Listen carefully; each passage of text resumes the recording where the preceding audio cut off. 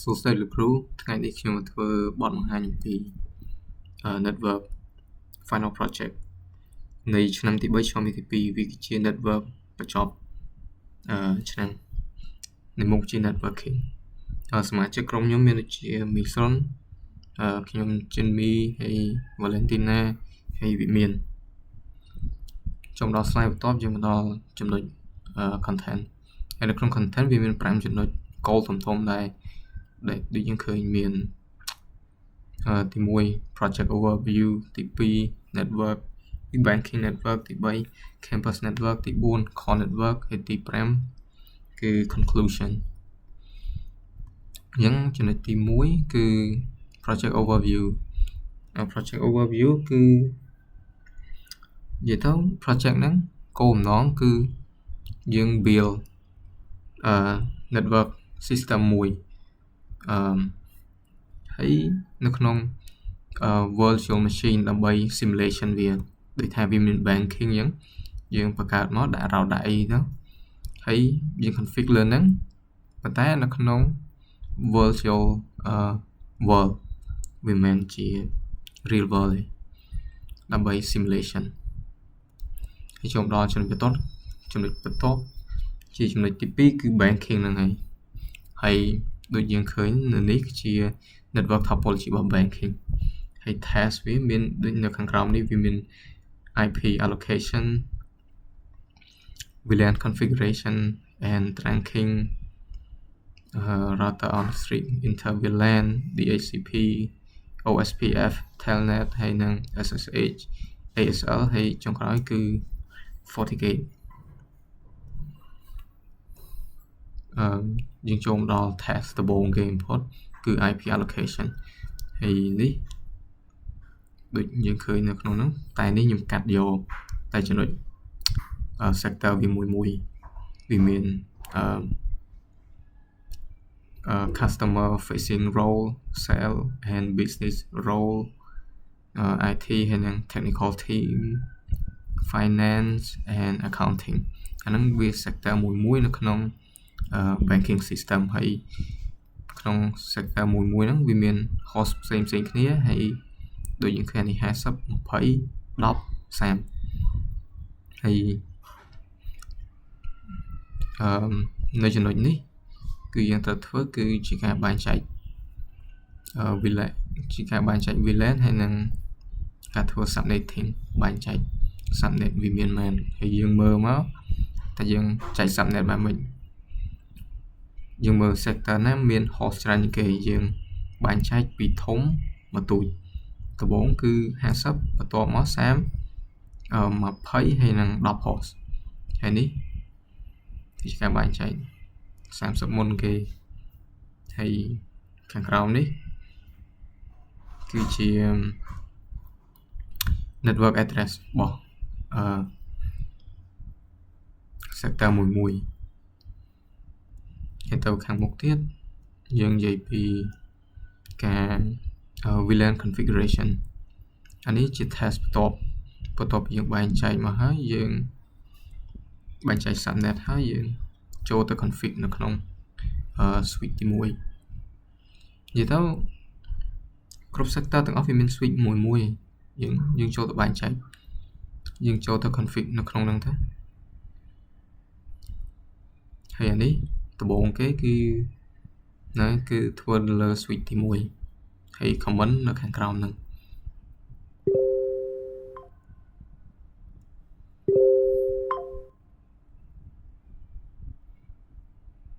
ចូលមកដល់ចំណុចបន្ទាប់ពីយើង configuration VLAN ហើយ VLAN អានេះ40 50 60 70យើងធ្វើឲ្យអស់នៅលើ switch មួយទាំងអស់ហ្នឹងហើយបន្ទាប់មកទៀតចំណុចសំខាន់ដែលយើងត្រូវធ្វើគឺ trunking ដើម្បីថាបញ្ជូនដូចថាបញ្ជូនdata ពីណាមួយទៅណាមួយបញ្ជូនតាមនេះខ្សែ interface មួយណាដូច switch វាអត់បើក trunking នៅកន្លែងដែលវាភ្ជាប់ទៅ PC ទេប៉ុន្តែ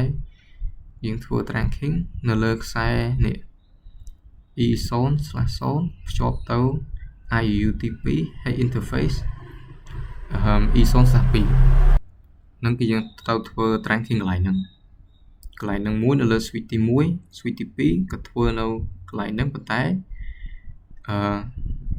សូមប្រយ័ត្នកន្លែងនេះទៅលើ interface ប្រយ័ត្នខុសបើខុសគឺបានន័យថាយើង tracking ខុសយើងបើកផ្លូវវាខុសហើយនៅលើ IU ដូចគ្នាដែរគឺថាធ្វើហើយ slide បន្តទៀតគឺនិយាយពី router on the street router on the street Intel VLAN នេះបាននិយាយថាគេធ្វើវាគោលបំណងគឺភ្ជាប់តំណែងរវាង VLAN មួយដូចខ្ញុំបង្ហាញមុនហ្នឹងនេះ VLAN មួយឥឡូវយើងមើលនេះ VLAN មួយហ្នឹងនៅក្នុង sector មួយភ្ជាប់ទៅ router បានថាវាធ្វើតំណែងពីVLAN មួយនេះក្នុង sector មួយនេះភ្ជាប់ទៅ router អាហ្នឹងគឺគោលបំណងនៃ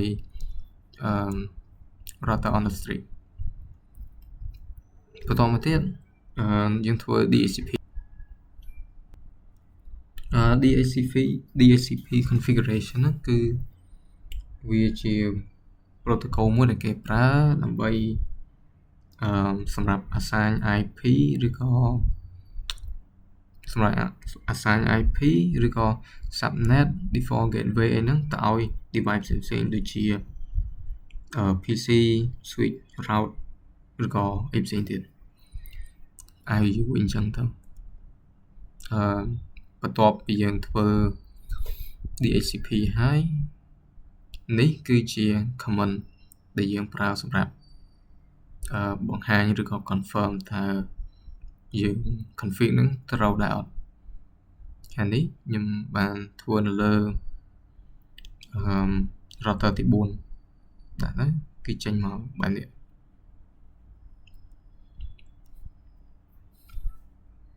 កន្លែង DHCP relay នេះគឺជាការធ្វើ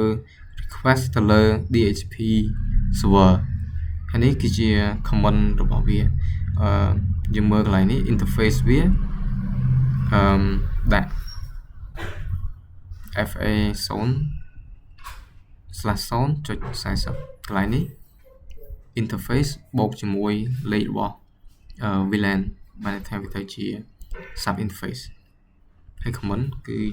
ហ្នឹងហើយយើង config បែបហ្នឹងហើយបន្តមកចូល task មួយទៀតគឺ OSPF configuration នៅក្នុងការ configuration OSPF គឺយើងធ្វើនៅលើ router ទី1ហើយ DHCP bank គឺតំណាងឲ្យនេះ DHCP bank គឺតំណាងឲ្យ router ទី4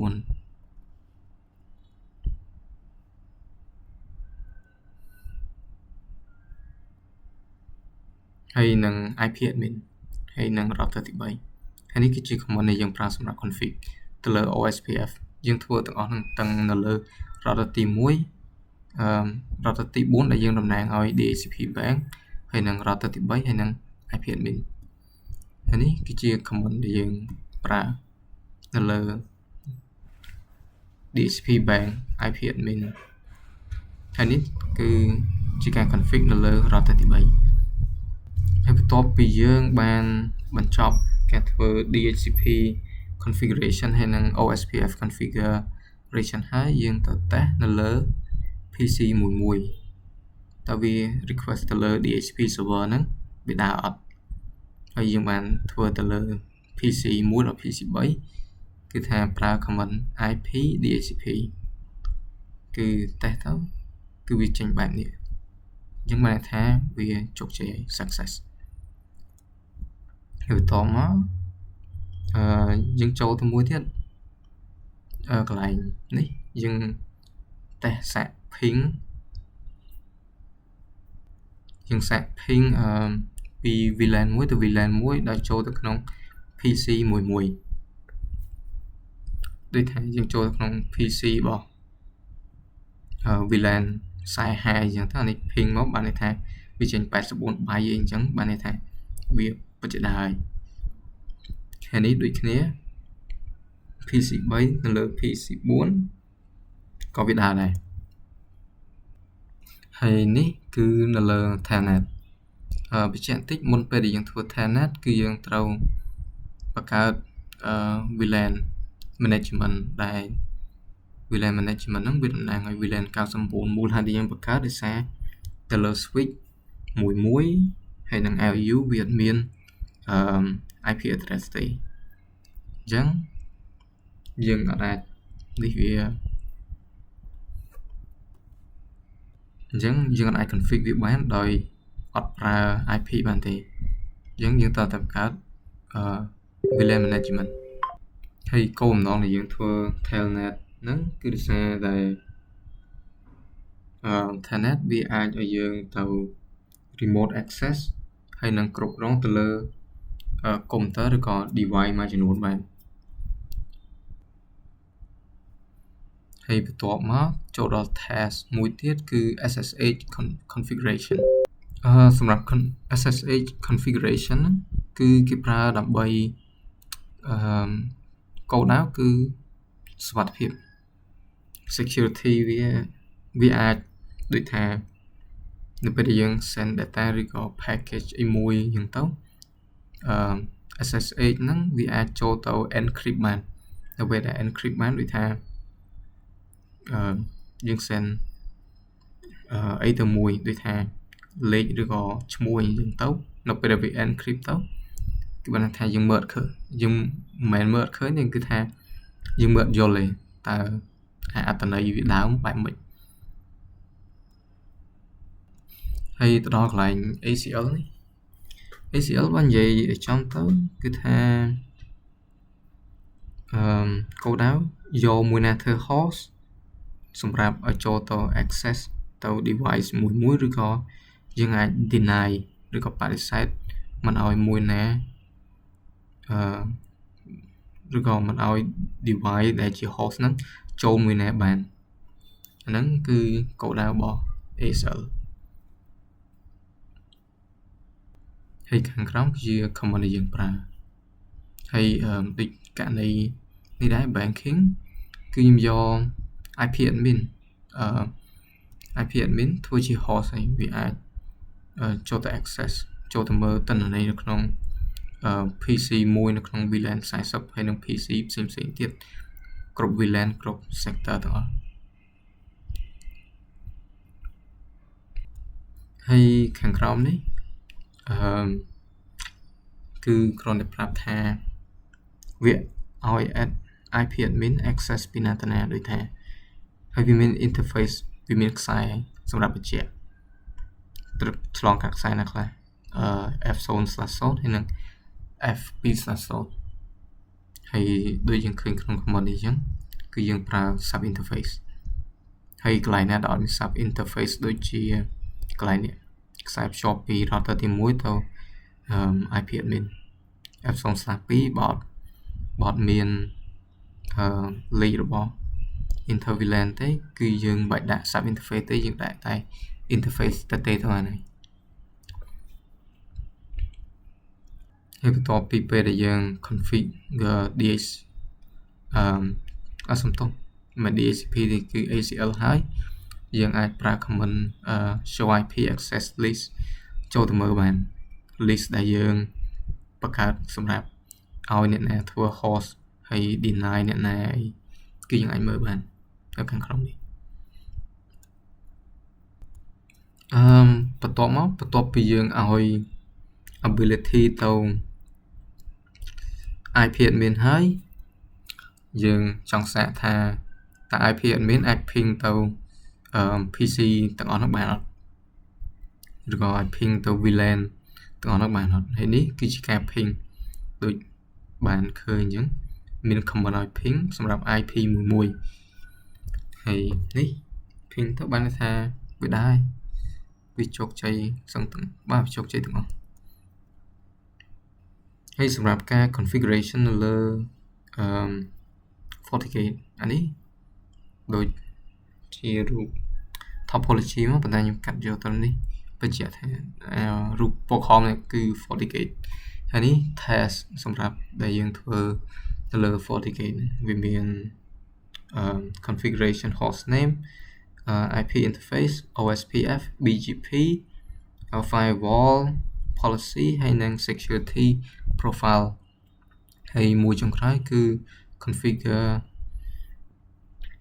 administrator អានេះជំហានដំបូងដែលសម្រាប់ប្រើទៅលើ configure លើ FortiGate ដើម្បីចូលទៅលើ IU បានតតែយើងទៅរ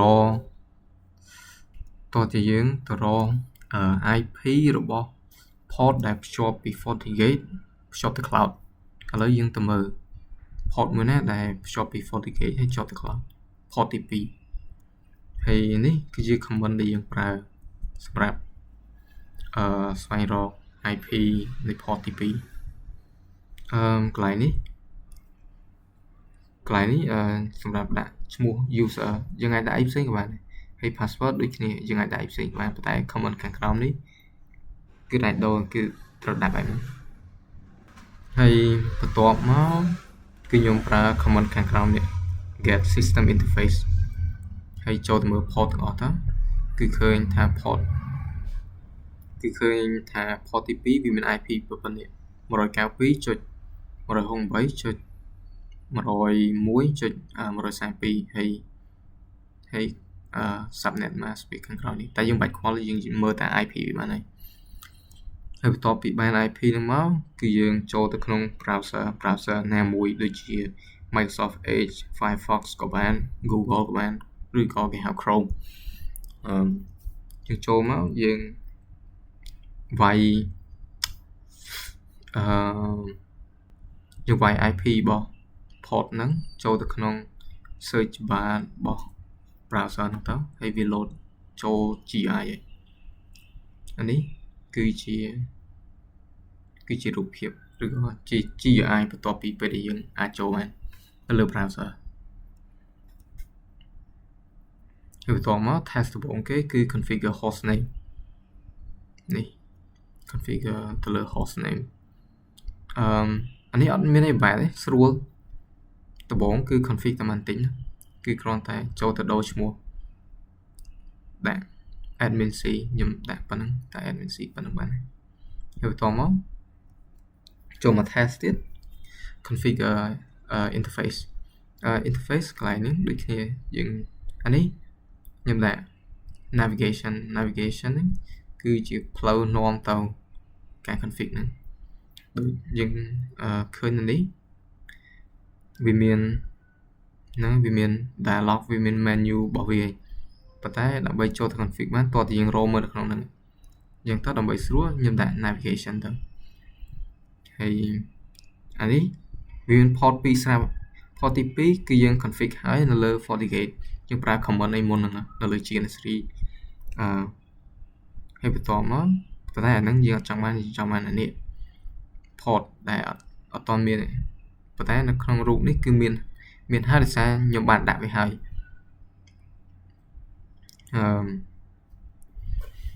ហើយ IP ប៉ុណ្នេះជា IP port ទី2នេះ port ទី1ហើយ port ទី1ផងណាយើងអាចចូលទៅមើលនេះបាន port ទី1ភ្ជាប់ពី router ទី3មក FortiGate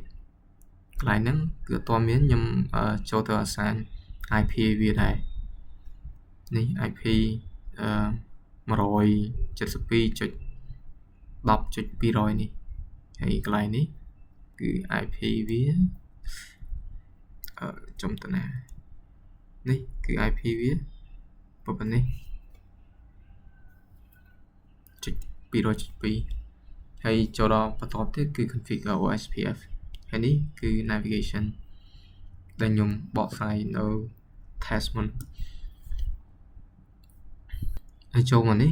ដូចគ្នាដែរហើយកន្លែង router IP នេះយើងប្រើ IP របស់ port ទី1ដដែលមកហើយកន្លែង area ID នេះដែរ 0.04 ដងអញ្ចឹងទៅហើយខាងក្រោមគឺយើងប្រើ IP របស់នេះ router ទី3នេះ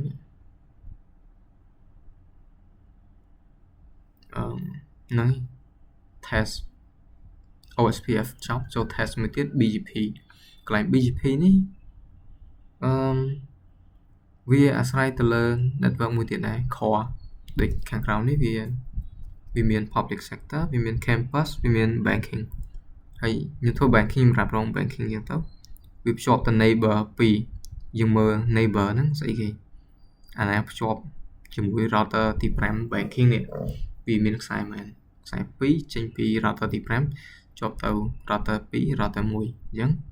route 2 route 1ហ្នឹងគឺជា neighbor របស់ banking ហើយក្នុងនេះគេដាក់ទៀតយើងមើល ASN ហើយ ASN នេះគឺជាលេខសម្រាប់ក្នុងហ្នឹងហើយ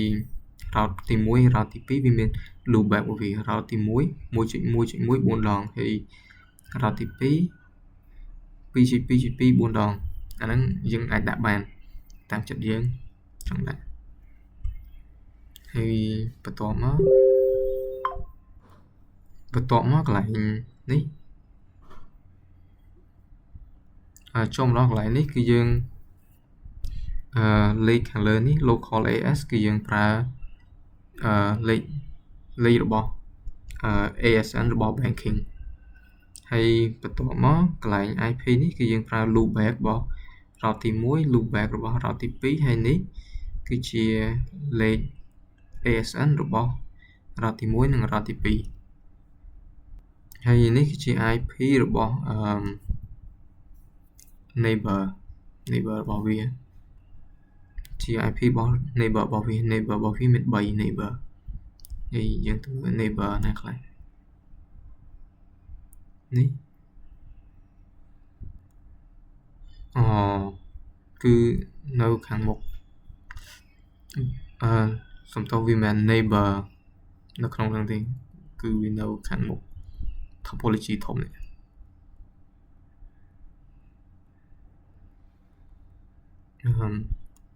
នេះគឺយើងប្រើនេះ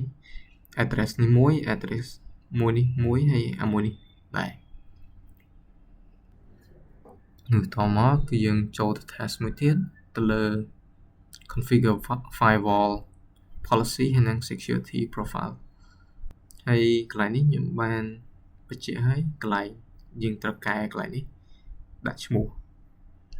ដាក់អីក៏បានកន្លែងហ្នឹងហើយ port កន្លែង port incoming និង outcoming នេះមូលហេតុអីដែលយើងទៅដាក់ port ទី 1 port ទី 2 នៅកន្លែងហ្នឹងកន្លែង incoming ដូចខ្ញុំបានបញ្ជាក់មុនហ្នឹង incoming គឺនៅក្នុង port នៅក្នុង incoming interface port ទី 1 គឺវាភ្ជាប់ពី router ទី 1 ទៅFortiGate អញ្ចឹងវានៅក្នុងទេប៉ុន្តែ port ទី 2 វាភ្ជាប់ពី FortiGate ទៅនឹង cloud បានន័យថាវាភ្ជាប់ចេញទៅក្រៅភ្ជាប់ទៅលើ network ហើយខាងក្រោមយើងដាក់ all always all ហ្នឹងទៅហើយកន្លែងនេះគឺយើង tick កន្លែងគឺយើង tick នៅលើ NAT នេះមួយហើយយើងទៅបើកកន្លែង antivirus ហើយនិង web filter នៅក្នុង security profile ចូលមកហើយនេះគឺជា result បន្ទាប់ពីពេលដែលយើង config ហើយនៅលើ firewall policy ហើយ security ហើយបន្តមកខាងហើយនេះគឺជា task ចុងក្រោយបំផុតនៃ banking ហើយគឺ configuration administrator ហើយនេះដូចខ្ញុំប្រាប់ដែរគឺ navigation ហើយនេះគឺដូរអីមិនគឺខ្ញុំដាក់ក្នុងនេះទាំងអស់ហើយទៅមើលទីបន្ទាត់ user យើងដាក់មិនបានគឺយើងបង្កើតពីទី1វាមាន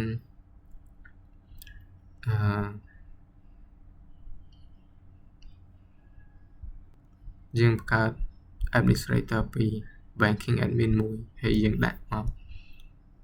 ថា banking admin វាមានអីខ្លះវាមាន password 12ចុចអី12យ៉ាងមកដាក់តាមនឹងព័ត៌មានទាំងអស់ហ្នឹងហើយដូចនេះយើងបង្កើតsecond administrator ទី 2 មួយទៀតហើយនេះ password ឯដូចគ្នាហើយបន្ទាប់ពីយើង នេះហើយយើងឃើញបែបនេះបន្ទាប់ពីយើងចុច save OK ឬក៏ apply យើងឃើញបែបនេះអានេះវា only view ហើយ banking ហើយ bank admin ដូចយើងដាក់មុនវាចេញមកដែរ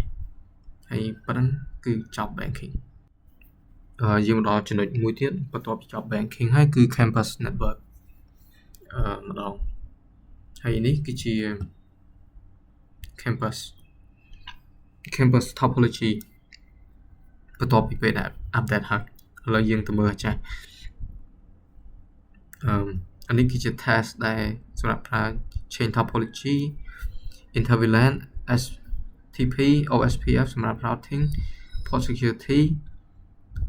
telnet ហើយ SSH firewall FortiGate មូលហេតុដែលដូរនេះគឺ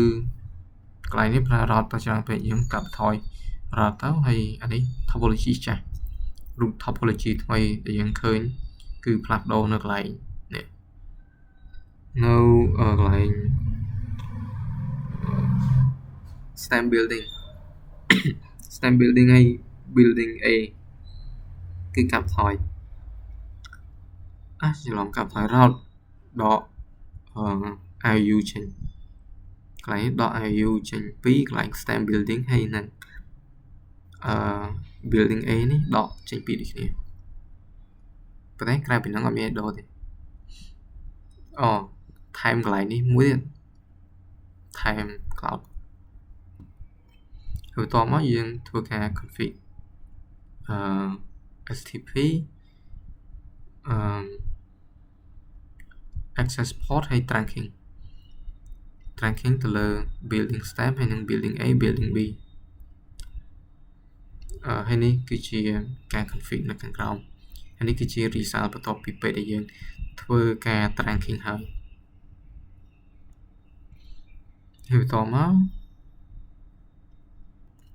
ហើយសម្រាប់ការធ្វើ access port ហើយនិង trunk port គឺយើងត្រូវធ្វើនៅលើ building stem ដូចហើយក្នុងនោះវាមាន RU 1 4 5 6ហ្នឹងហើយគឺយើងត្រូវធ្វើនៅលើហ្នឹងហើយនេះគឺជា command ដែលយើងសម្រាប់ប្រើ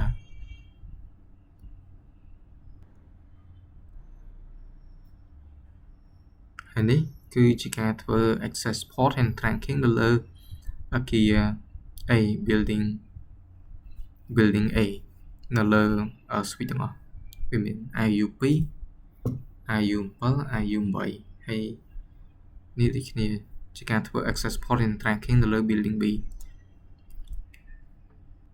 ហើយកន្លែងនេះគឺជា gateway assignment on router ទី1បើយើងអត់ assign gateway នៅលើgateway នៅលើ router ទី1ទេអញ្ចឹង PC ទាំងអស់វាអត់មាន default gateway សម្រាប់ remote ទៅ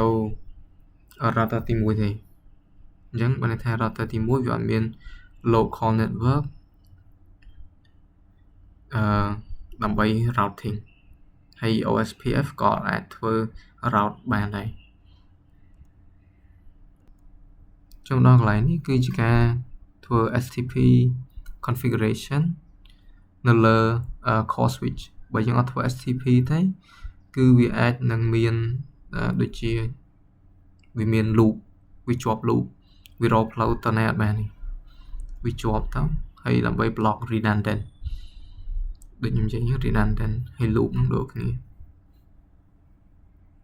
វាវិលទៅវិលមករកផ្លូវឡើងទៅណាបានហើយបន្តមកធ្វើ OSPF ហើយការធ្វើ OSPF គឺជាការ map ហើយ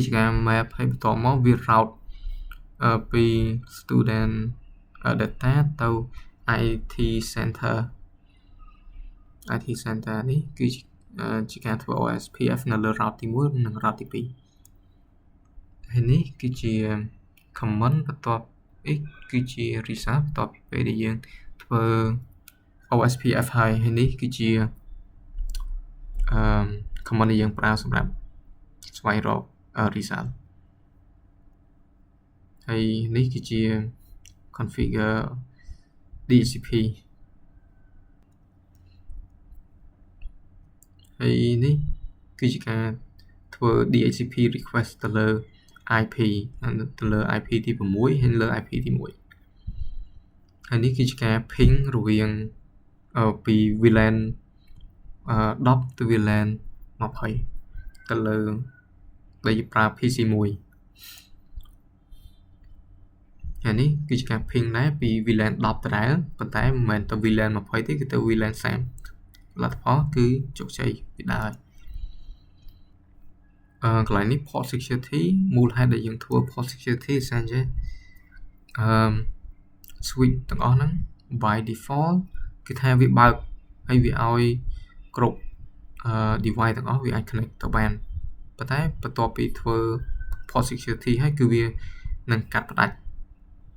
device មួយចំនួនដែលថាdevice ណាត្រូវ block device ណាដែលត្រូវឲ្យ access ចូលហើយនេះគឺជាលទ្ធផលបន្ទាប់ពីពេលដែលយើងធ្វើ port security អានេះយើងប្រើ command show port security មកខាងក្រោមដូចគ្នា show port security ហើយបន្តមកយើងថែម interface ហើយបន្តមក telnet ហើយនឹង SSH telnet ដូចខ្ញុំនិយាយមុនហ្នឹងនៅលើ banking ដែរវាអាចឲ្យ remote access ពីចម្ងាយហើយនឹងគ្រប់គ្រងទៅលើ device មួយចំនួនដូចជា PC switch router អញ្ចឹងហើយ SSH នេះគោលបំណងគឺថាការពារទិន្នន័យរបស់អ្នកប្រើប្រាស់គឺថាវាចូលទៅ encrypt data ទាំងអស់ឬក៏ encrypt package ធ្វើឲ្យគេមើលយល់ថា data ហ្នឹងអត្ថន័យរបស់វាដំបូងគឺបែបម៉េចមើលដឹងហើយនេះគឺជាការ configuration នៅលើrouter telnet គឺជាការ configuration telnet ទៅលើ router អានេះដូចគ្នាជា configuration ដូចគ្នាអានេះនិយាយដូចគ្នានិយាយពីវា SSH ហ្នឹងវាencrypt data បែបម៉េចហើយនេះគឺជាលទ្ធផលបន្ទាប់ពីពេលដែលយើងធ្វើ SSH ហើយ show IP SSH ចេញលទ្ធផលវាមកកន្លែងនេះនិយាយពីការ add interface មួយទៀតទៅលើ router ទី4សម្រាប់ VLAN 99ហើយនឹង configure port access port យើងធ្វើបែបហ្នឹងគឺមូលហេតុនោះគឺ campus ហ្នឹង design ដោយប្រើ legacy inter VLAN routing នេះគឺ command ដែលយើងប្រើហើយនេះដូចគ្នាគឺជាការថែមinterface ដូចគ្នាប៉ុន្តែទៅលើroute ផ្សេងទៀតហើយនេះគឺជាការ config ទៅលើ IP admin switch ហើយនេះ IP admin ដូចគ្នាប៉ុន្តែលើ interface FA0/0 ហើយនេះគឺជាការ config លើ FortiGate និយាយមុនហ្នឹងហើយដូចយើងយក port មួយណាដើម្បីដែលភ្ជាប់ទៅ cloud ហ្នឹងយក IP របស់ port ហ្នឹងហើយដើម្បីឡើងទៅ GI នៅលើ browser ហើយនេះឡើងបានគឺជា test ដែលសម្រាប់ប្រើចូលដំបូងទៅវាទាមទារដាក់ user ហើយនិង password ហើយចូលមកគឺយើងឃើញ FortiGate រូបបែបនេះហើយបន្តមកគឺធ្វើដំបូងគឺចូលទៅនេះចូលទៅជ្រើសរើស port បានថាទៅធ្វើ configuration interface រូបខាងក្រោមហើយវាមានIP អញ្ចឹងហើយកន្លែងនេះគឺជាការទៅដូរឈ្មោះពីនេះ FortiGate VM60 អីហ្នឹងទៅ admin 1 2 3ហើយនេះគឺជាការធ្វើ OSPF នៅលើ FortiGate ហើយនេះគឺជាការដូរ IP អញ្ចឹងតាមហ្នឹងមកហើយនេះគឺជាការ add neighbor BGP add neighbor ដូចខ្ញុំនិយាយនៅក្នុង banking ហើយនេះក្នុង BGP ដែរនេះក្នុង BGP ដែលយើងត្រូវប្រើ ASN man អី man ហ្នឹងគឺត្រូវទៅមើលលើ core network ហើយនេះគឺជា loopback របស់ router ទី1ហើយនេះគឺជា ASN របស់ router ទី1ហើយ router ទី2ហើយនេះដូចគ្នាហើយបន្ទាប់មកនេះយើងចូលទៅមើលneighbor របស់វាអានេះគឺយើងចូលទៅ create firewall policy ឬក៏ configure ទៅលើ firewall policy ហើយនេះគឺការដាក់ឈ្មោះ port ហើយនេះincome interface ហើយ outcome interface ដូចខ្ញុំនិយាយអញ្ចឹងincome ហ្នឹងគឺភ្ជាប់ទៅក្នុងហើយ outcome interface ហ្នឹងគឺភ្ជាប់មកក្រៅគឺ port ដែលភ្ជាប់ពី FortiGate ឡើងទៅ cloud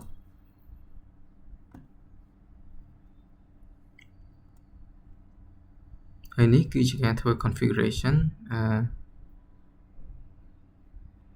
ទៅលើ antivirus security profile ហើយ